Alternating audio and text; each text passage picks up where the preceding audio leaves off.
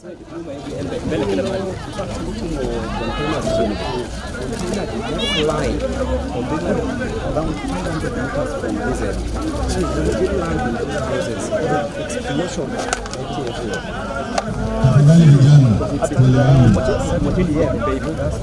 tuelewane vijana. Please, tafadhali tuelewane. Every place, the environment is much more. Fanye kazi vizuri. This motor inawafuata ili tupate long shot. All these trucks are through kama sababu of gas. So even these were flying, these containers. Distance of 500 kilometers, people are getting burnt. You're filling the cylinders are here. Yes. There were cylinders here. So I think the filling was being done straight from tupate na hii ingine. Tupate na hii shot. Zaidi ingekuwa picha fupi na the trucks. From here. So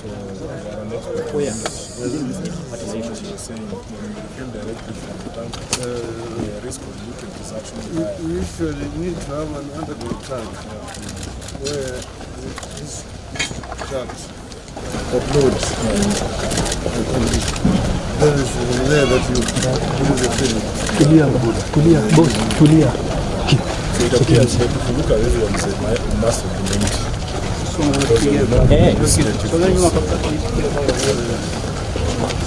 what they call pressure relief valve. So when the pressure inside the tank, that valve releases the gas, opens, so that there's no explosion of the tank. So if there's heat here, pressure inside the tank in the plant. So the biggest problem, just look at the distance from this. That is a residential house. Those are residential houses.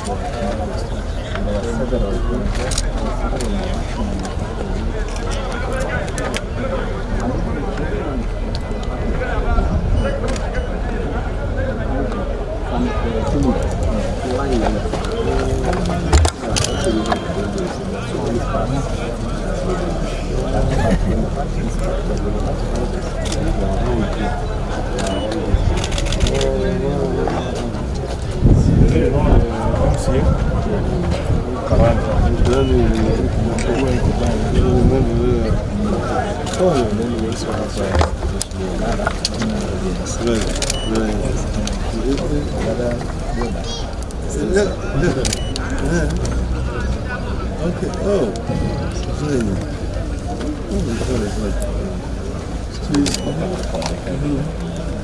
See, this LPG must be away from the residential area. That's why you're going to get for most oil companies are on the depots down those sides. And usually where the trucks offload, it's usually far away from the you see? They are isolated in the area. Because of the nature of the LPG. This actually should not have been allowed. And for how long was this here?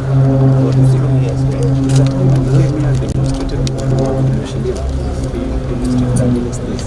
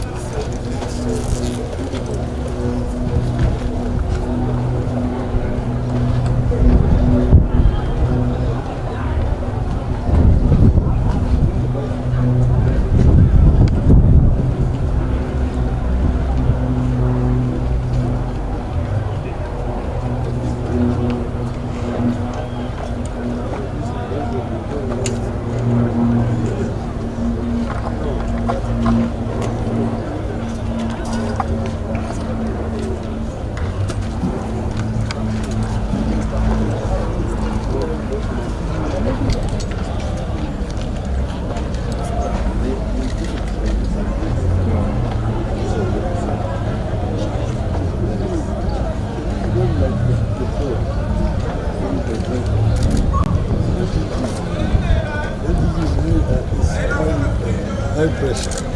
So you cannot just come at open. See, the moment you open, it starts leaking and it goes into the atmosphere. It spreads very, very fast. See? So what happens? All of these, you see, these trucks, each one of them is fitted with what is called pressure relief valve. So that when the pressure internally increases beyond what is allowed with pressure, the valve automatically opens. And once it opens, the gas now flies into the atmosphere. See? And it spreads very fast. The gas is open. The LPG spreads very, very fast. The wind propagates it. Propagate the flame. Once there's fire already around here. So we see the valve was faulty or what? The valve, not the pressure. See, the valve is not faulty. There's heat here, the fire. It heats the tank. Yeah. The pressure inside the tank, the gas expands inside. It is compressed. See, it's compressed. It's called liquefied petroleum gas. So when it is heated, now the pressure expands inside the tank. And the tank, you see, it is designed to maintain just a certain amount of pressure. Beyond that amount, that pressure relief valve opens. Because if it does not open, the tank will be closed. See? When it's now open, that pressure relief valve, then the gas starts releasing now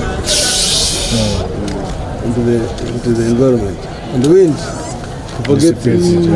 See? That's how the flame now spreads all over the place.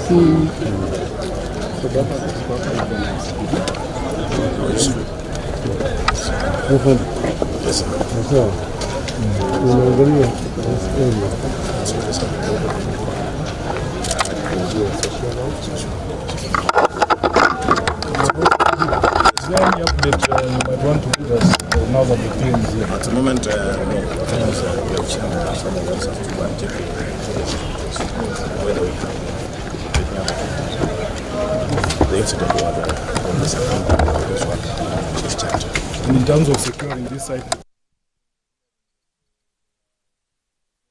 gas was again smelling. Have there been experts from EPRA to come and secure the site? Yeah, EPRA team came here and they confirmed that there was nothing. There was one tire which was burning inside this building, but it was not a threat to the security of the area. Yes. Okay. Are these tanks now empty of gas? Empty. It was confirmed to be empty, Your Excellency. All of them. It was opened, and we even called members of the public to come here and confirmed. So from this site, where is the farthest victim from here? The farthest victim was it was along that stretch of the road that is heading towards Total Petrol Station. Along that is a road towards the station, something like 500 meters away from here. You see, the flame went up. The fire. Yes, Your Excellency. The cylinder. Yes. Must have been a cylinder. These are bombs. Yeah. These are just bombs. Fire is they say is a good servant, but a bad master. It was like a mass on last night. LPG is a good friend, but it's a very bad enemy. It's a terrible enemy. I deal with LPG all the times. Yes. That's why, because we manufacture those cylinders. Yes. And the standards and specifications are very stringent. You know, and I don't understand how somebody can come and begin filling LPG in a place like this. This is basically committing suicide. This is suicidal. I mean, and you are not only to yourself, to the community around. It is completely unacceptable. It cannot happen in a civilized society. And the oil companies know this. I know no oil company will do an operation like this here. They will not, Vivo or Total will not allow this kind of thing. This must be Juakali operation. And these are kind of things that must not be allowed to happen in our country. But there are so many within Embakasi here, Baba, and also within Eastlands. So it's something that should be really raised. There are so many like this, which is just a time bomb. What we have done, Jacom, is the Energy Committee, the Senate has already written to EPRA. We would want that they give us a complete list of all such facilities operating, whether they are licensed or unlicensed, whether there are cases going on in court involving them or not. We resume on Tuesday. So we're hoping that by Wednesday we should have a sitting with the team from EPRA. It is important even for the locals and the leadership to know where these things are, so that they can not only take appropriate action, but also make the public aware that there is something that like this in your neighborhood. But the most critical issue is that EPRA must enforce the rules. If indeed it is not allowed for a facility to be within such distance, if there are any facilities within Nairobi, Embakasi or anywhere else across the country, they should immediately be shut so that those facilities can be moved to places where the lives of people will not be endangered. You see, the government itself has got inspectorates. This is not even the work of parliament. The government itself has got institutions that are meant to safeguard the people. So that parliament oversight comes much later. Yes. You see, the institutions, like you've got factory inspectorate department. I don't know where it went to. It used to be very effective in those days. When somebody's stomach. See? Even within EPRA themselves, Baba, they have an inspectorate department. Yes. So what's happening? Somebody somewhere has gone to sleep. Its institutions are not working. And if institutions are not working, people will suffer. True. We allow these institutions to work without politics. Because there's too much politicking today in our society. So nobody is working and profiteering and pilfering, so that the public is at risk. The public is not protected. And this is something that's very worrisome. It's worrying. Okay. Thank you.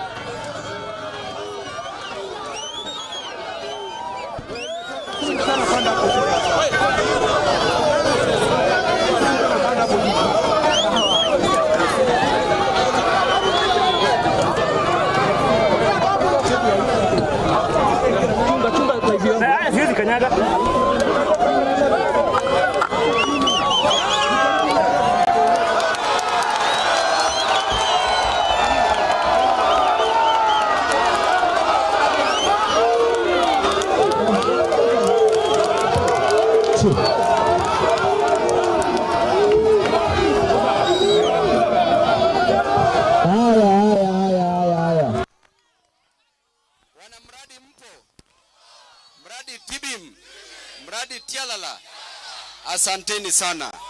Siku ya leo tumeleta baba. Baba ametutembelea. Baba hapa ndio tulipata shida. Hapa ndio kulikuwa na mlipuko wa gesi, na baba, kwa roho yako nzuri umekuja kuona victims na umekuja kuona wananchi, na pia baba make contribution, na baba atasema jinsi ambavyo hawa victims wote watasaidiwa. Mimi ningependa kusema ya kwamba jambo la kwanza, wacha nichukue nafasi nikaribishe baba atuongeleshe, na ningesema ya kwamba Ruto, hawa wananchi wako over 300 in number. Hawa wananchi wote hawana mahali pa kwenda. Hawa wananchi wapewe zile affordable houses zenye zimeisha. Hawa ndio the real hustlers. Watolewe hapa, kuna affordable houses pale Ngara ambazo zimeisha. Kila mtu apewe kama Ruto ako genuine. Baba Rigathi alikuja hapa, Gachagua alikuja hapa, akasema after 1 hour akitoka atapatia wananchi pesa wenye waliadhiriwa. Mpaka wa leo baba Rigathi hajatoa pesa yoyote kwa victims. Wanataka wafukuze hao victims pale social hall. Kwa hivyo baba, nakushukuru sana, asante sana, karibu baba.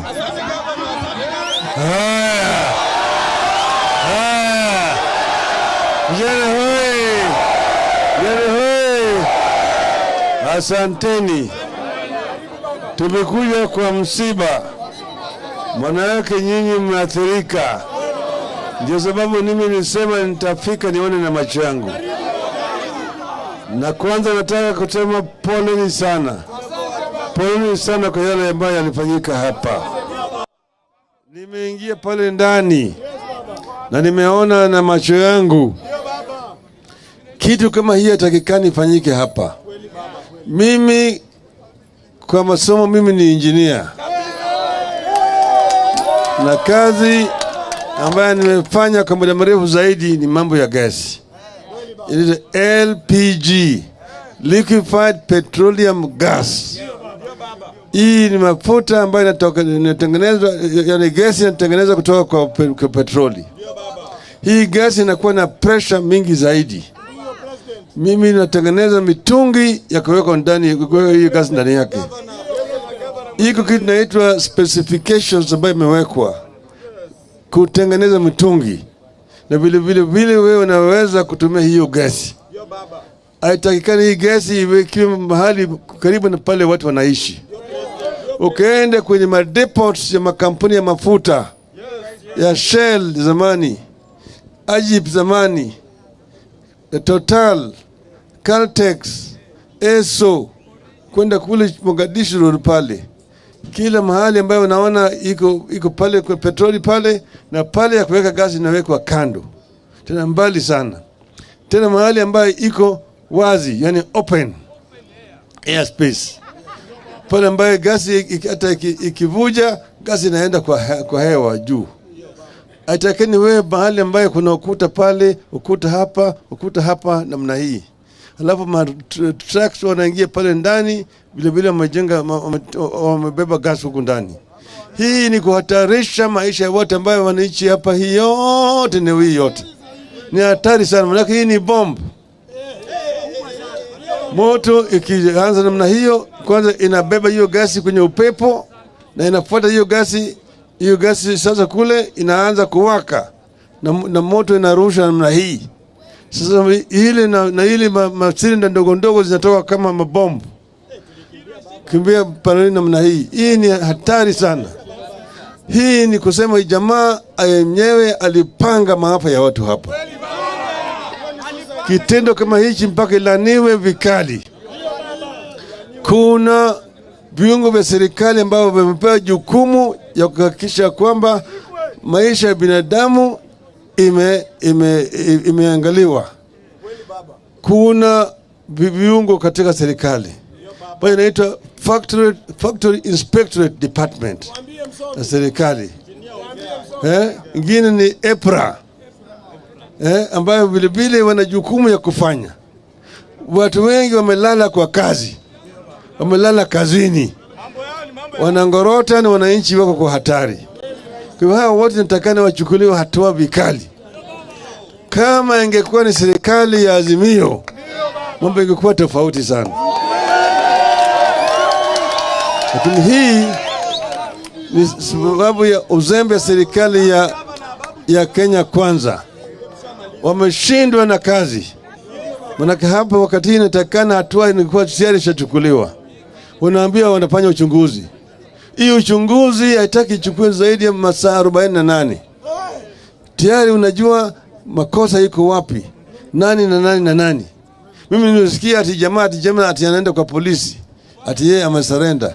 Jamaa angekuwa ameshikwa kitambo mbeleni huko na atoe chukuliwe. Mimi najua ya kwamba huyu jamaa atatoa pesa tu. Watu wamekufa. Hiyo maisha hao jamaa ni kama maisha ya ng'ombe tu. Ni kitu ya kusikitisha sana. Yale ambayo wanasema yote ni maneno matupu tu. Ati Bwana Gachagua anakuja hapa anasema nini? Tunasema tunataka kila jamii hapa ipewe ridhaa ya shilingi milioni 500, shilingi laki 500, 500 kila jamii. Hiyo nitawezesha hao watu kwenda kuanza maisha mapya. 500,000 for each and every family. Na hiyo sio kitu kubwa sana. Hiyo itasaidia. Mimi naambia Bwana Ruto, wewe mwenyewe ni rais, angalia hii maneno, hakikisha kwamba kila jamii hapa imepata shilingi 500. Alafu hawa jamaa kwa sababu manyumba zao zimechomeka, zile affordable houses ambazo ziko tayari wapelekwe pale. Tumeelewana vizuri? Tumeelewana vizuri? Angepa naunga mkono, nione mkono hapa. Asanteni sana. Tutaendelea mbele. Asante sana baba. Sasa nataka kupeana nafasi juu baba ndiye alianza. Sasa tulianza juu alafu ndio turudi chini. Nina kurecognize president wa bunge Jahom. Sasa nataka nichukue hii nafasi kurecognize viongozi ambao wako hapa. Kiongozi wa Embakasi Ward Mheshimiwa Ricardo Nyantika ambaye ako hapo. Bwana Ricardo, asante sana. Hapa tuko na kiongozi wa hapa. Sasa hapa ni Utawala Ward. Nataka nichukue nafasi wake ni Mheshimiwa Karani. Recognize viongozi ambao ningependa nimpatie nafasi tu kama mwenye hapa. Yeye aseme jambo moja alafu ndio nikaribishe viongozi wengine.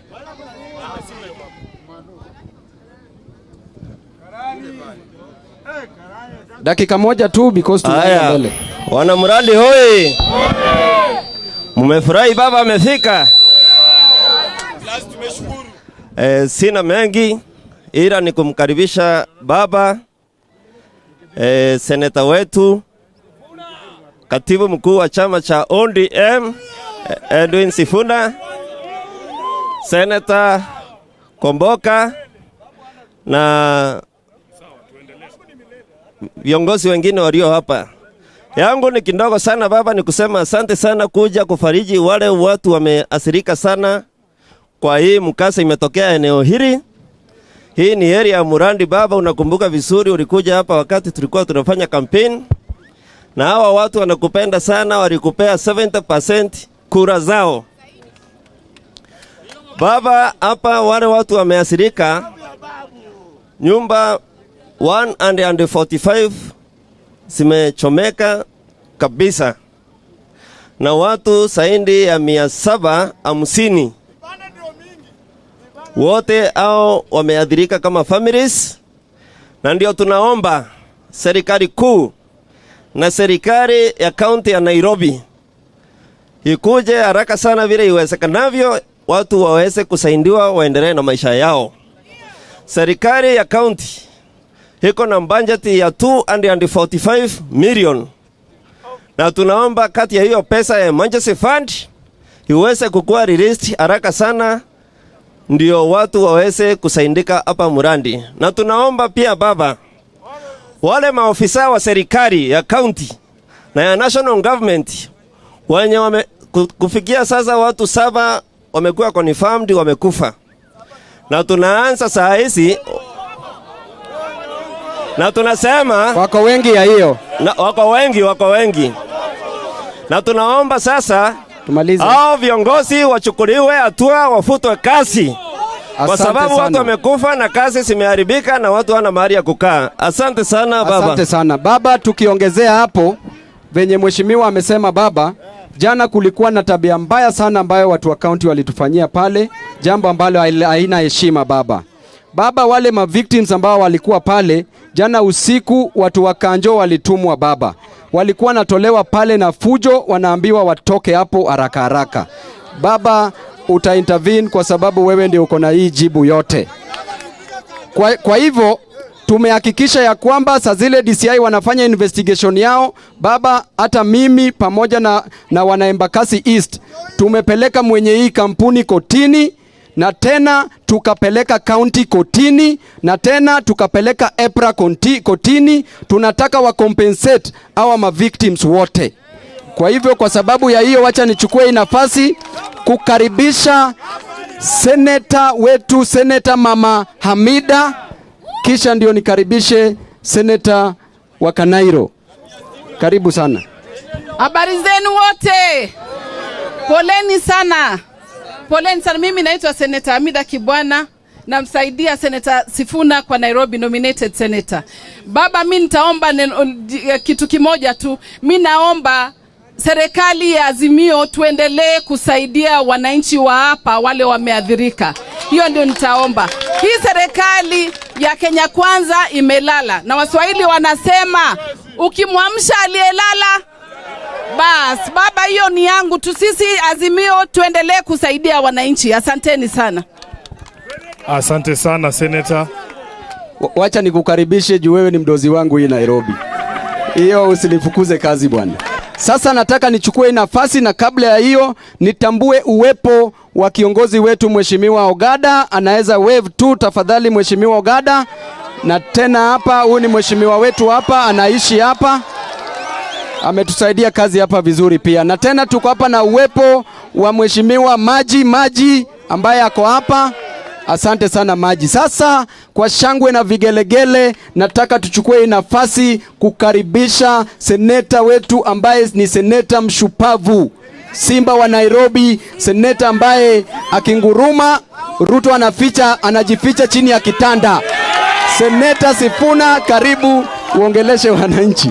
Asante sana Mheshimiwa Babu Owino. Wanamradi, kwanza nichukue fursa hii niwape rambirambi zangu kwa niaba ya familia yangu na chama chetu kizima cha ODM kwa mkasa ambao umewapata hapa.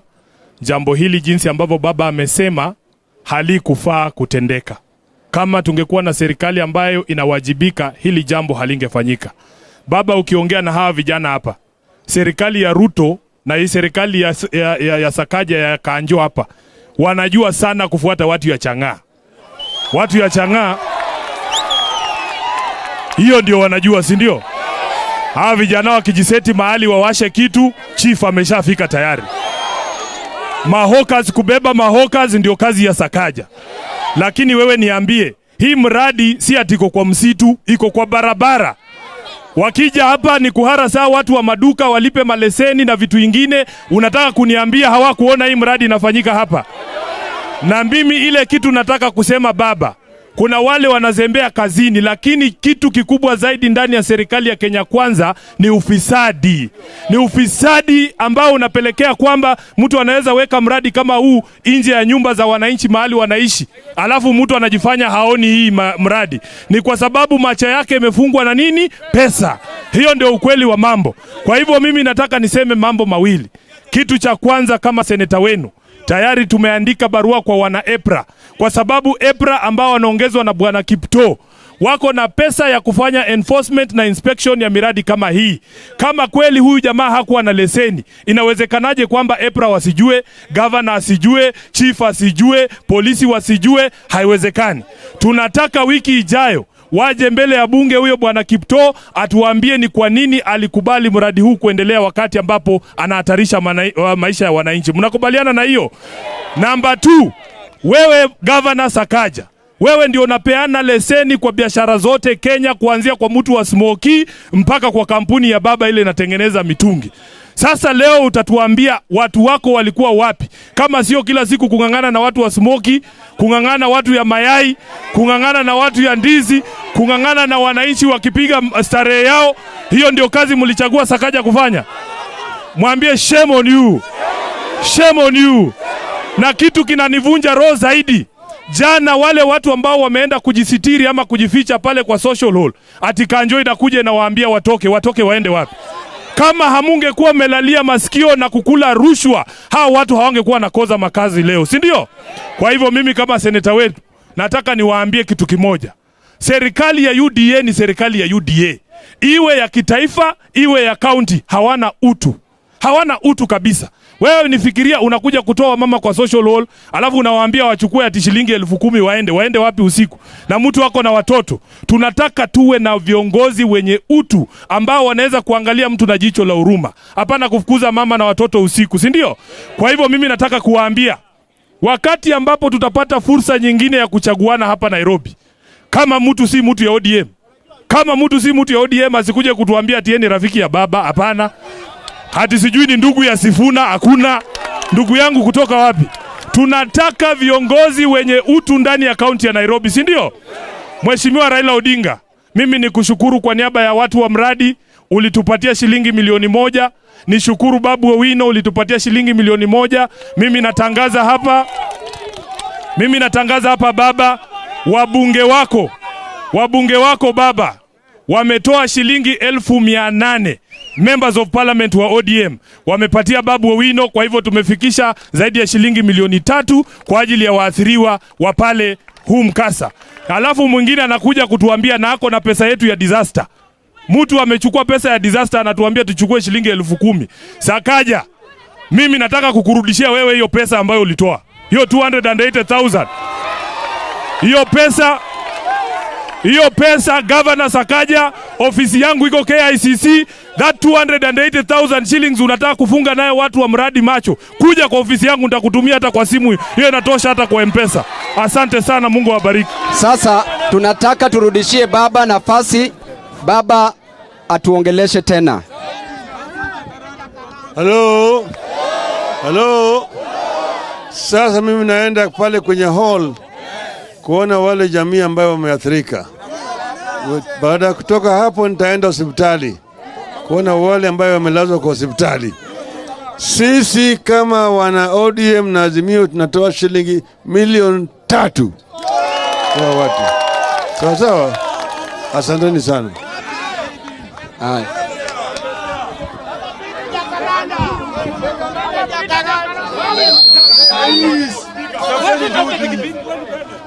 Kwa barabara wewe.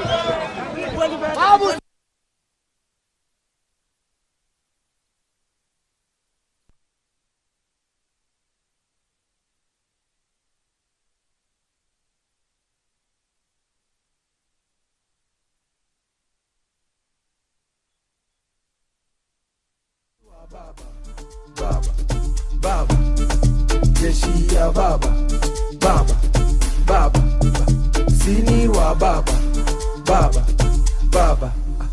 jeshi ya baba.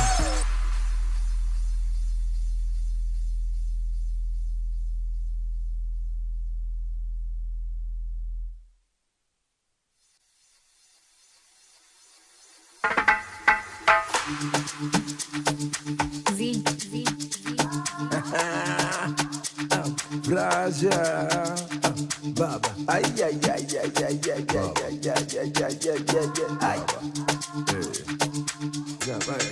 sini wa baba,